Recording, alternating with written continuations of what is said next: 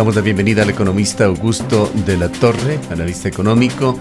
Él dirige el Centro de Investigaciones Económicas de la UDLA. Es también profesor de la Universidad de Columbia. Bienvenido, economista de la Torre. Quisiéramos su valioso análisis sobre la situación económica del país. Se abren expectativas en la Asamblea sobre el tratamiento de la reforma tributaria, el tratamiento del presupuesto general del Estado. Sobre este último se evidencia que crece un 10% con respecto al año previo, pero bajan los presupuestos de las universidades, de algunos ministerios, del Consejo Nacional Electoral, etcétera.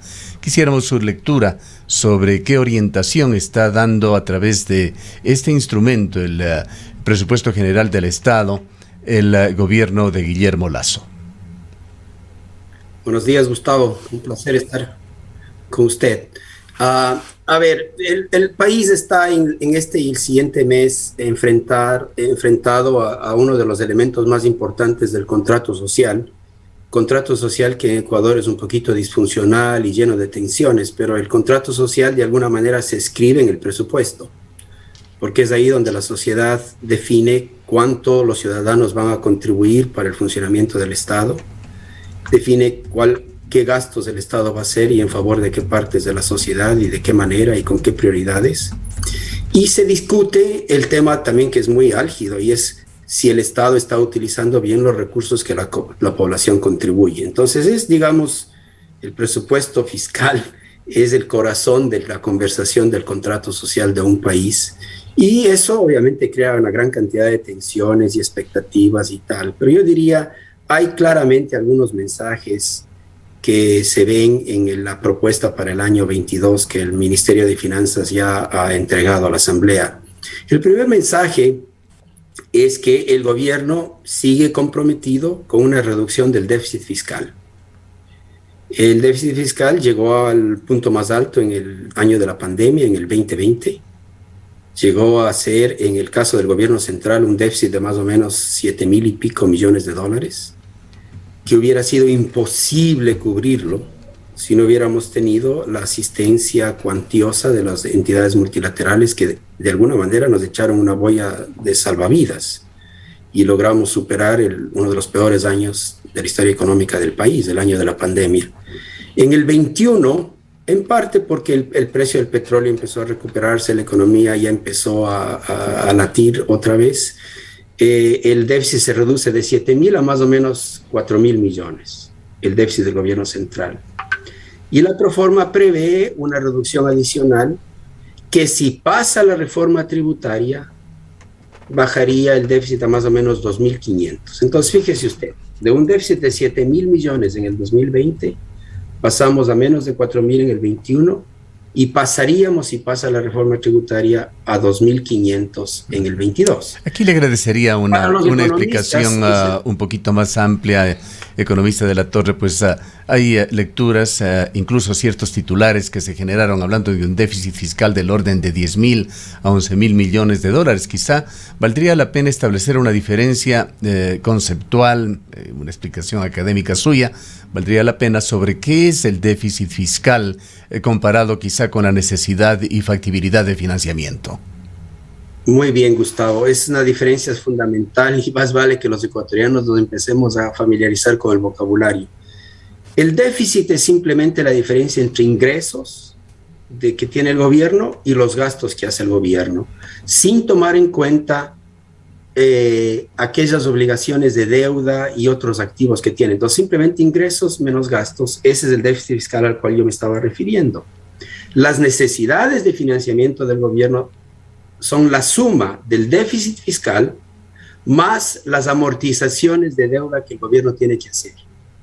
Entonces, cuando se suma el déficit fiscal, que en el año 2022, si pasa la reforma tributaria, serían 2,500, a eso hay que sumarle todas las amortizaciones que hay que hacer en deuda interna y externa, y la suma de los dos da las necesidades de financiamiento. ¿Por qué se separa lo uno de lo otro? Porque típicamente la amortización de deuda es una tarea que puede hacerse por vía del refinanciamiento. Por ejemplo, en el caso de la deuda interna del gobierno, lo que típicamente se hace es que se sustituye un bono por otro y de esa manera se cumple con la necesidad de amortización que hay en la deuda interna. Y en la deuda externa se utilizan los flujos de desembolsos que vienen de afuera, parte de ellos se los utiliza para pagar las amortizaciones que el Estado tiene que hacer. Entonces vale la pena separar las dos cosas y por eso se habla de que el déficit es lo que está por arriba de la línea, decimos los economistas, y el financiamiento de ese déficit, amortizaciones y desembolsos, está por debajo de la línea. Pero hay una confusión constante entre esos términos. Perfectamente.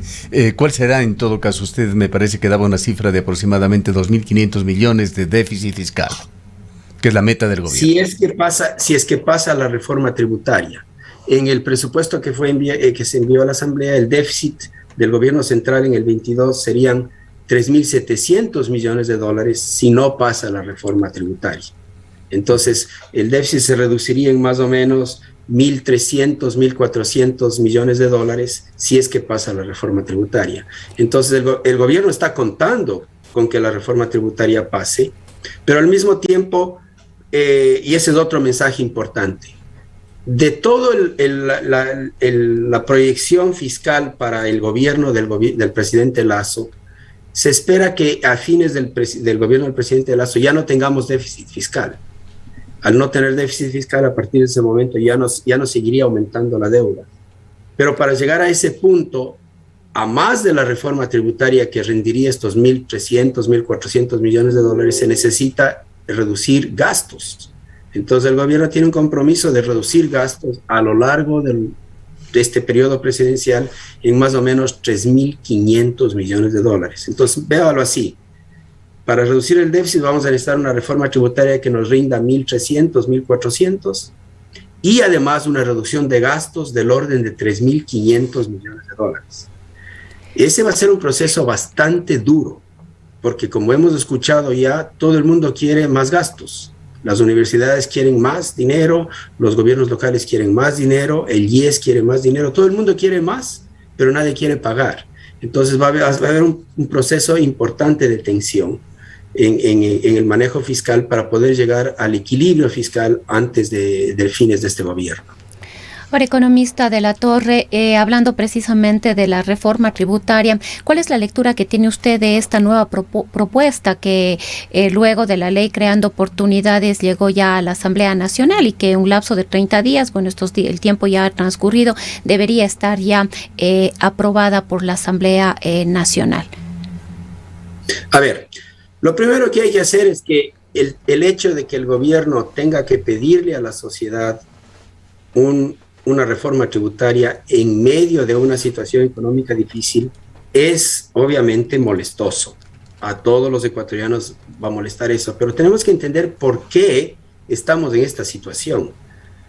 Idealmente no se debería pedir una reforma tributaria en una situación económica de estancamiento, idealmente no se debería pedir, pero estamos en esta situación por un legado de mal manejo del pasado.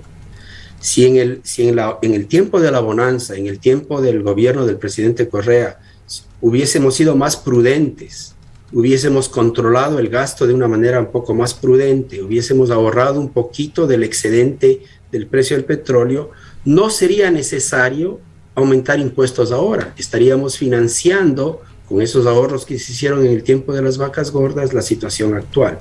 Esa es una primera razón por la que estamos abocados a una necesidad de pedir una reforma tributaria. Segundo, necesitamos pedir una reforma tributaria porque en el país tenemos un gasto fiscal expansivo de manera sistemática, porque la Constitución y las leyes constantemente están pidiéndole al fisco que aumente el gasto en educación, en salud, en seguridad, en pensiones. Entonces todo el mundo quiere estar, por así decirlo, sobreutilizando los recursos públicos porque todo el mundo quiere que aumente su parcelita de gasto. Entonces hay un sesgo hacia el déficit muy fuerte en nuestra legislación.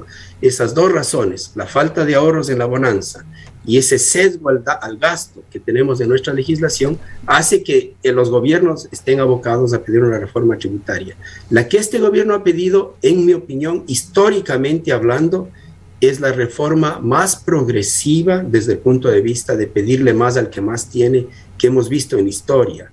Y si es que se materialice esta reforma, particularmente la reforma al impuesto a la renta personal, tendríamos una estructura de impuestos de la renta personal que a mí me parece muy razonable y muy compatible con las desigualdades que tiene en el país. Sería un impuesto a la renta personal en donde todos aquellos que ganan menos de 15,000 dólares al año, que son el 90 y pico % de la población ecuatoriana, todos aquellos que ganan menos de 15,000 dólares al año, todos ellos no pagarían nada de impuesto a la renta. Aquellos que empiezan a ganar más de 15,000 dólares por año, 50,000, 60,000, 100,000, empiezan a pagar impuesto a la renta, que va subiendo progresivamente con su ingreso. Para darle un ejemplo, si alguien en el Ecuador gana 65,000 dólares al año, que es más o menos más de 3,500 al mes, es una persona que gana 65,000 dólares al año, terminaría pagando más o menos el 10% de su ingreso en impuesto a la renta, que a mí me parece bastante razonable que una persona que gana 65,000 al año termine pagando más o menos el 10% de su ingreso en impuesto a la renta. Vayamos al análisis economista de la Torre de los sectores más pobres de la población. Entendemos, si no le estamos comprendiendo mal, que el manejo fiscal que usted vislumbra como lectura del presupuesto tendrá como uno de los efectos el hecho de que haya menos dinero en la economía. ¿En qué queda la necesidad de liquidez para los países para permitir una adecuada recuperación de los efectos de la pandemia? En Ecuador la situación es muy preocupante para una gran cantidad de la población. Según el INDEX, 5,6 millones de personas viven con $2.80 diariamente, y de estos hay un sector más empobrecido que vive con $1.60. ¿Qué efectos van a tener con este manejo económico estos sectores de los quintiles más bajos, los más desprotegidos del país? A ver, 3 consideraciones al respecto, Gustavo. La primera es que Ecuador tiene que resolver su problema fiscal por el bien del país. O sea, no importa si es el presidente Lasso, si es Yacu Pérez, quien quiera que sea el presidente va a tener que de alguna manera asegurarse que los ingresos y los gastos estén más o menos equilibrados y que la deuda no se acelere, y eso es necesario para que la prima de riesgo país, que es la que determina el nivel de inversión en un país, baje. Entonces el país necesita arreglar su manejo fiscal para que haya más inversión, y la inversión nos va a ayudar a todos.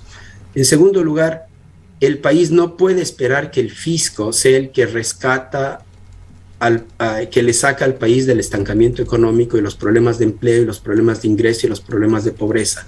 Solo en parte. En la política social, el Estado tiene la responsabilidad de ayudar a los más necesitados, y en eso yo creo que desde el tiempo de Lenín Moreno hemos venido progresando. El bono de desarrollo humano, por ejemplo, ahora tiene casi 500,000 más familias cubiertas. Entonces hay casi 500,000 familias más de las que había antes. Ya estamos llegando casi a 2 millones de familias ecuatorianas que reciben un chequecito de 60 o 80 dólares al mes para poder cubrir sus necesidades básicas. Entonces, eso más el programa de desnutrición, de reducción de la desnutrición infantil, todos estos programas sociales son fundamentales y el gobierno tiene esa responsabilidad, pero el gobierno no va a poder sacarle a la economía del estancamiento en el que está. Eso va a tener que venir por vía de la inversión y la actividad privada, y eso va a requerir reformas estructurales. En mi opinión, la más importante es la reforma laboral.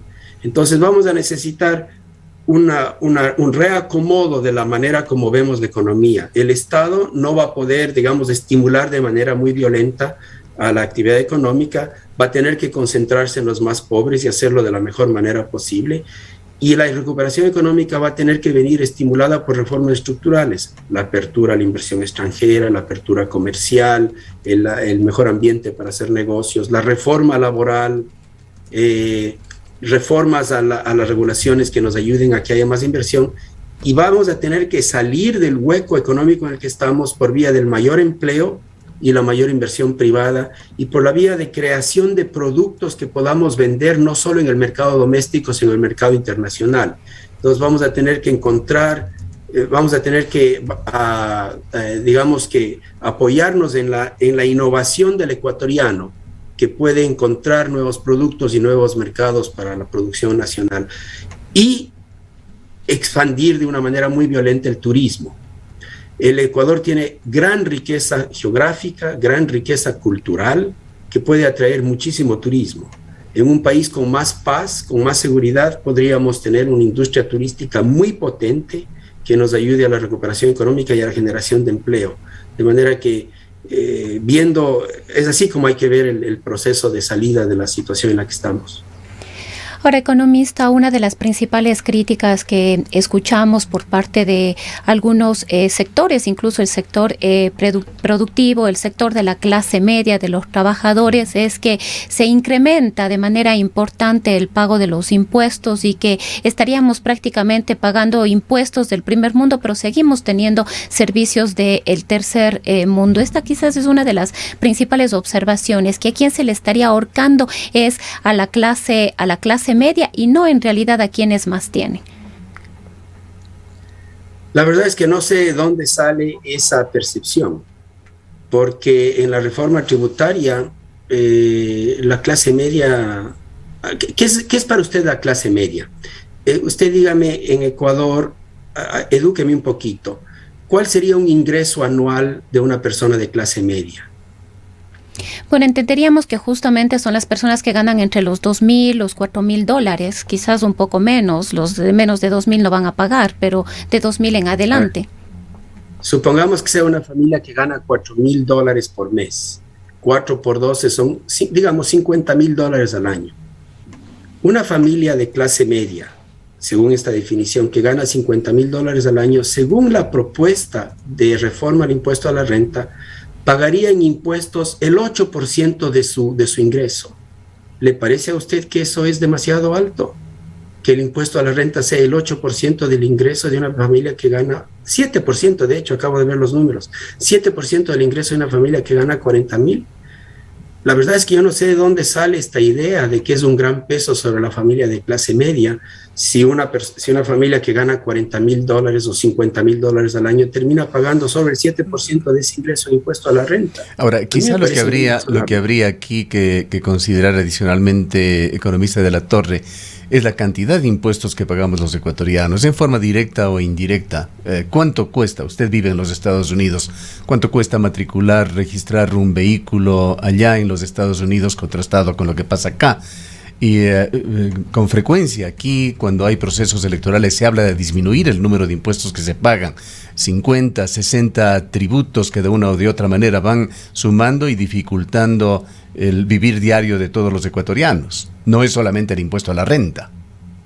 Sí, no, eso no me cabe duda, Gustavo. Estoy seguro que en el Ecuador hay mucho espacio para simplificar las cosas, para hacer que el peso de los servicios públicos sea más amigable al ciudadano, para que la calidad de los servicios públicos mejore y en particular para que el Estado no maneje con honestidad, con pulcritud los recursos públicos. Claro. Esa es una tarea. Discúlpeme una nueva interrupción, y está la contraparte de qué servicios recibimos los ecuatorianos desde el Estado.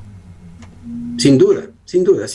O sea, hay muchísima tarea que hacer ahí y en todos los frentes tenemos que avanzar sistemáticamente y decididamente. Si queremos ser un país en el cual los ciudadanos tengamos orgullo de ser ecuatorianos, necesitamos tener un país con buenos servicios públicos. Ahora, hay muchos servicios públicos de pésima calidad en el Ecuador, pero hay algunos que son mejores que los que hay aquí. Por ejemplo, en el Ecuador sacar la licencia de conducir es mucho más sencillo y más simple que acá. Acá no tiene idea lo ineficientes que son esas entidades que te dan tu certificado de identidad y la licencia de manejo. A mí me encanta ir al registro civil ecuatoriano porque funciona bien, es digitalizado y no toma mucho tiempo. Entonces, hay ciertos servicios públicos que han mejorado en el Ecuador, otros que son pésimos. Y en eso tenemos que trabajar todos. Pero lo que tenemos que entender es la película como un todo. Como país necesitamos tomar control del manejo de los recursos públicos, autogobernarnos de mejor manera y al mismo tiempo seguir mejorando la calidad de los servicios públicos. y no nos queda más que aceptar esa realidad, de lo contrario no salimos de donde estamos, ¿no? Bueno, habría allí que comentar, posiblemente por esta distancia que tiene usted con el país también, de que ha habido serísimos problemas justamente con las instituciones que usted ha mencionado, el registro civil con larguísimas colas que han sido evidentes en los últimos meses, la ANT cerrada porque tiene problemas de hackeo, y sacar un turno al momento, lo hemos hecho personalmente, los turnos están para mediados del próximo año. Hay una realidad un tanto diferente que se está viviendo actualmente en el Ecuador. Pero ya en la parte conclusiva, yendo a lo más importante, economista de la Torre, le entendemos a usted que la reforma tributaria es una pieza que se espera sea tratada en la Asamblea y que ya pueda realmente reflejar políticas económicas del gobierno de Guillermo Lasso. Pero usted piensa que hay otros elementos, posiblemente aquellos de lo que fueron parte de la ley creando oportunidades, que tendrán que ser propuestas y activadas también por la Asamblea para configurar el espectro total de qué quiere hacer con la economía el presidente Guillermo Lasso. Sí, Gustavo, tiene toda la razón. A la larga, el proceso fiscal no es un fin en sí mismo.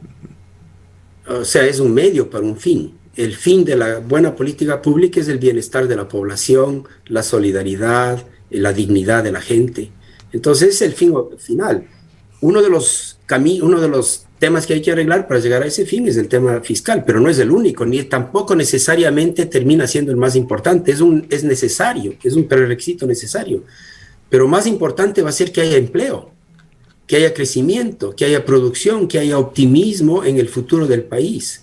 Y eso va a requerir otras reformas. Y por eso vamos a tener que enfrentar reformas estructurales de gran importancia en el lado de las inversiones, en el lado de la reforma laboral, que a mí me parece que es central en un país dolarizado, más que en cualquier otro país.